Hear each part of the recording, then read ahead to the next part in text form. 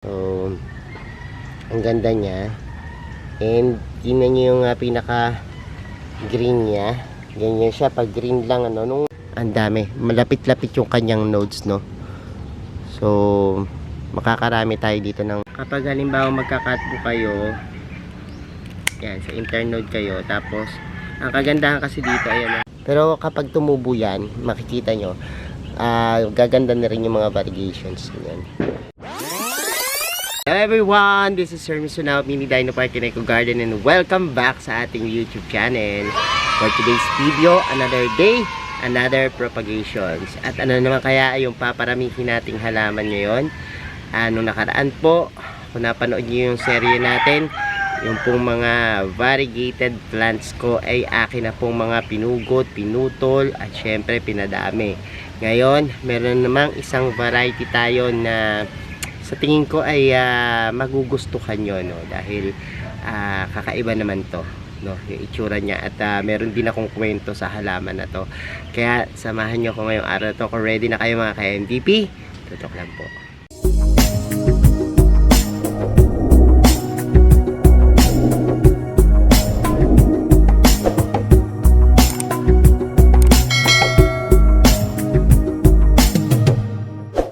And we're back mga ka-MVP. Kung napanood nyo yung mga nakaraan nating video, ang dami ko nang naparami, no, na variegated plants. Ang dami na nilang talagang propagations dito, no. So ngayong araw na to, samahan nyo ako kasi isa na namang variety yung ating papadamihin. Actually, ang tawag sa kanya nung sabi nilang ko, gorillian, no? So iniisip ko ang gorillian. Pag chine-check ko naman yung mga plants, pag ni-research ako, gorillian lumalabas. Pero nalaman ko rin eventually ko ano yung ID niya, no? Yung proper ID nito. Tapos based dun sa nakita ko, yun naman yung plants. And tara, nakaka-intriga, no? Tara, samahan nyo ako at pakita ko na sa inyo. So, ito na yung ating mga propagations, and ito yung sinasabi ko sa inyo, yung tawag nila is gorillian, no?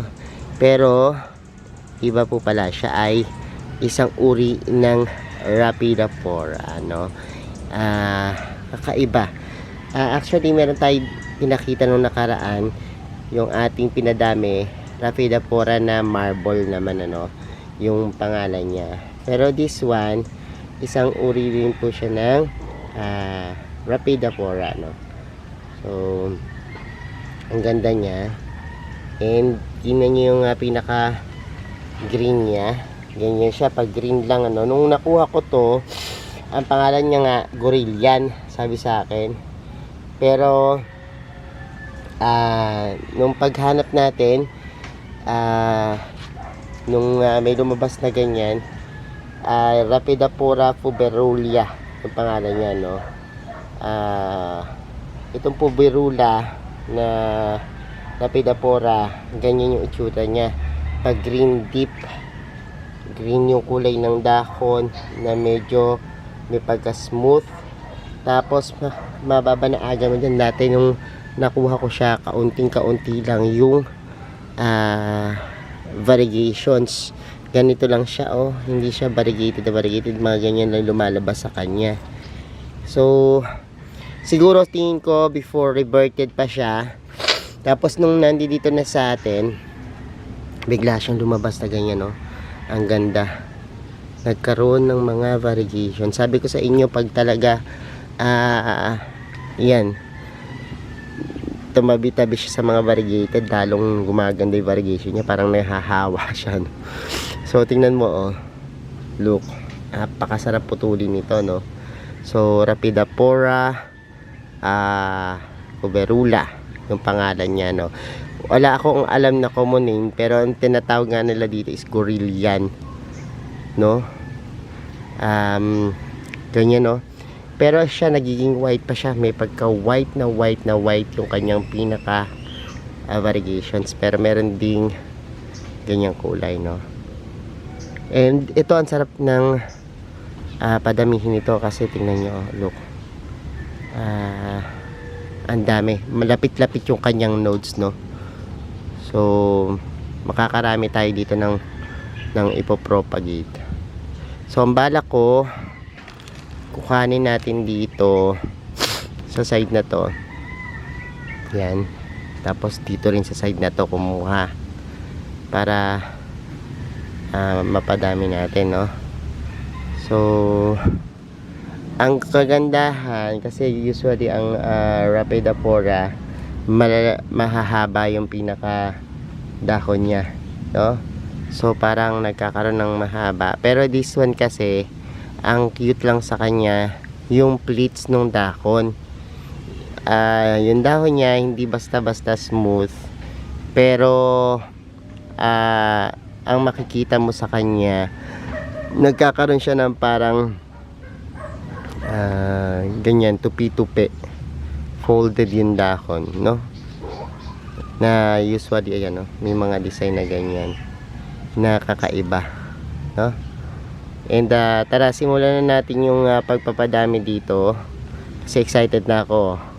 Habang dumadami yung mga halaman ko na napopropagate, dumadami rin yung exciting na part dito sa ating garden, kasi alam nyo naman kapag nakapagpadami ka tapos sabay-sabay sila nabuhay, sabay-sabay lumago, syempre fulfilling yun sa pakiramdam, ano? Ganyan din ba kayo kapag halimbawa nagpapadami kayo ng mga halaman at nakita nyo nakapagpadami na kayo? Natutuwa rin ba kayo? At parang kakaibang fulfillment yung nararamdaman nyo kapag halimbawang nakabuhay kayo ng halaman, ano? So, sa mga nag-aalaga ng halaman, magsimula kayo sa mga madadaling paramihin. Kahit na hindi ganito mga ka-regular yung mga halaman, yung example, mga potos lang, yan, syngonium, na mga ordinary, yan yung mga simulan nyo at pagpraktisan nyo. Kasi, eventually, kapag halimbawa meron na kayong nakabuhay na kayo at naging maalam na kayo sa pag-aalaga ng mga ganyang klase ng halaman, yung mga same na way ng pagpapropagate, makukuha nyo na, ma-achieve nyo na. Kasi ako talaga nagsimula lang ako sa mga photos, yan, and nakita ko yung pagdami, mabilis nilang pagdami, no? And nasabi ko sa sarili ko, ang alagaan ko mga high-end na or mga next step na tayo, uncommon, mga ganyan, mga kakaibang halaman na kamukha rin yung pattern sa pagpapadami. So, ngayon, mas na-enjoy ko yung ganito, no? Yung katulad din nung sa mga photos, yung tubo, may mga nodes, yan, diba? And ganyan din yung gawin nyo. Magsimula kayo dun sa mga simple, no? At kapag naman nagustuhan nyo yan, maaari na kayong lumipat sa mas mataas na level at itsura nung halaman, no? Katulad ng mga Rhapidopora, yan, ng mga high-end na mga variegated na mga yan, yung ring philodendrons, iba't iba, mga monstera na matataas yung talagang uri, no? So, ganyan nagsisimula ang lahat, sa simple, sa basic, tapos eventually tataas nyo yung inyong mga kagustuhan, no? Depende sa halaman, no? So, ngayon, dami nang lumalabas na halaman po na magaganda, at ngayon murang-mura na lang. So, mag-try na rin kayo ng mga iba't ibang mga ganitong klase ng halaman, no? Inaalagaan ko mga variegated na madaling patubuin, ano? So tara, simulan natin. Ako excited na akong ikat tong isa na to. So ngayon simulan na natin na i-propagate itong ating Rhapidopora puberula, yan. And kakat natin siya. Saan natin siya kakat? Dito sa pinaka nakita ko kanina. Actually, kapag halimbawa magkakat po kayo, yan, sa internode kayo, tapos ang kagandahan kasi dito, ayan, meron ng roots, no? Yan, magsisimula po kasi sila dun sa pinaka, yan, lalabas na roots, aerial roots. Pag kumapit po sila sa lupa, yan na yung mga extended roots. Tutubuan na po yan, ano. Yan ay simula ng pagganda nila. Pansinin nyo, kapag hindi po yan pumunta sa nakakuha ng sustansya doon sa mga susunod na roots, payat. Tsaka minsan di tinutubuan ng dahon, nagiging runners lang siya. Anyways, ito namang isa, yung may pagka-green. Akala ko dito reverted. Pero somehow no, nakita natin na tumubo. Ayan, nagkaroon siya ng panibagong kulay. Tingnan nyo yung roots niya, oh. Grabe, ang ganda. So, yan. Nung nakuha ko yan, ganito lang siya, oh. Yan. Gorillian ang tawag nila. Pero yun pala, isang uri ng Rapidapora. So, ito na yung ating ikakat. And, inisin ko lang itong pinag-anahan natin. Tapos, cut na natin. Pakita ko sa inyo. So, simulan na natin yung pagkakat. And katulad din po dati, tanggalin na natin yung yung pinaka roots niya na napakahaba, yan. Kasi katulad niyan, medyo malaki-laki pa yung hayaan nating magputubo siya ng sarili niya. So ganyan lang tayo, internode. Yan, mula sa pagitan, putol. Ang kagandahan dito, hindi ka na magtitrim ng mga internode kasi tabi-tabi na po yung internode niya.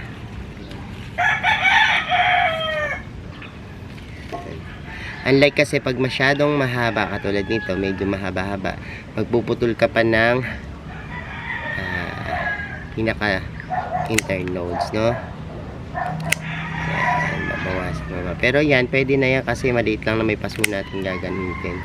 Pero ganyan, no? Pag tabi-tabi, ang ganda kasi, tingnan nyo, pag tabi-tabi ganyan, hindi ka na magpuputol ng internode kasi ang liit lang ng internode niya. Yan, no? Ganyan lang kabilis magpadami. Oh, ang ganda ng kulay nitong isa na to, no? Diba? Ngayon, susunod yan, itatanim na natin. Ihahanda ko naman yung mga paso tsaka yung lupang pagtataniman. So, simulan na natin. Ito yung gagamitin ko lupa, bulok na ipa. Yan.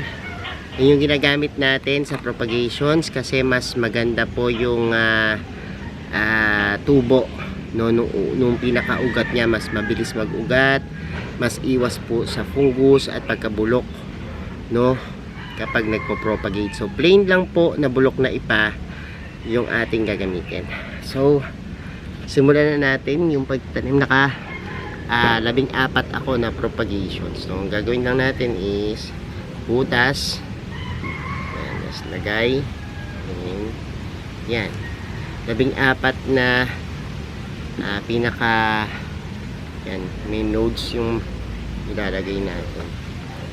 Ilalagay ko na po siya.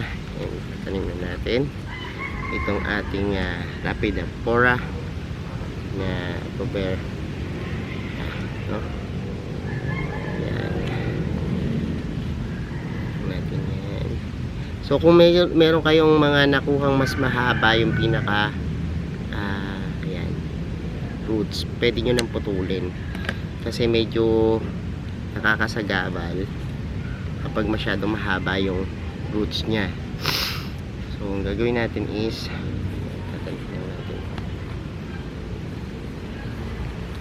tapos pag yung nakakuha kayo ng medyo green, huwag kayo mag-alala.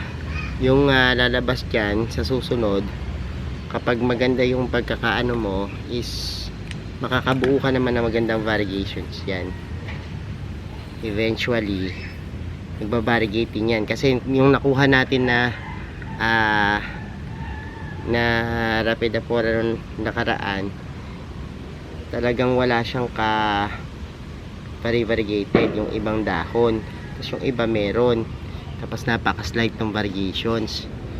So, katulad nito, napaka-slight ng variations, pero okay mag-alala dahil tutubo yan. tutubo yan ng magandang variegations kapag halimbawang tumagal na.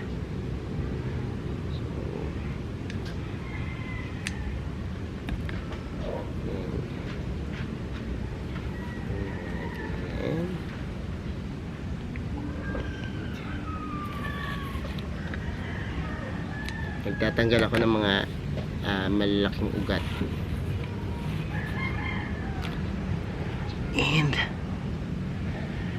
14 tong ating maitatanim. Tingnan nyo yung variegation siya.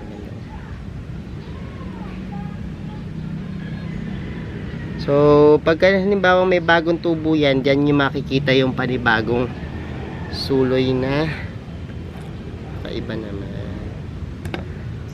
Sayang yung ugat niya. Anyways, tanim natin ng makagay. Mas malaki.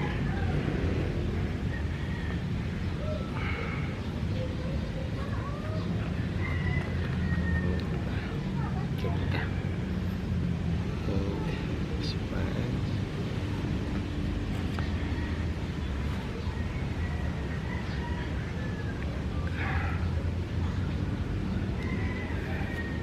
Last two.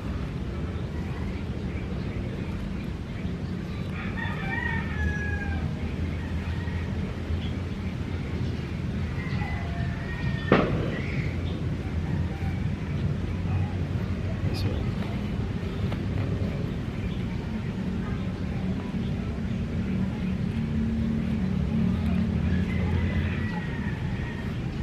So ayan, nakumpleto na natin at pakita ko sa inyo ng malipitan.